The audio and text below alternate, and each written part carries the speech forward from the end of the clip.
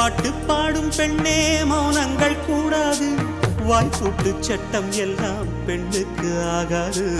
வண்டெல்லாம் சத்தம் போட்டால் பூஞ்சோலை தாங்காது, முட்டுக்கள் சத்தம் போட்டால் வண்டுக்கே கேட்காது.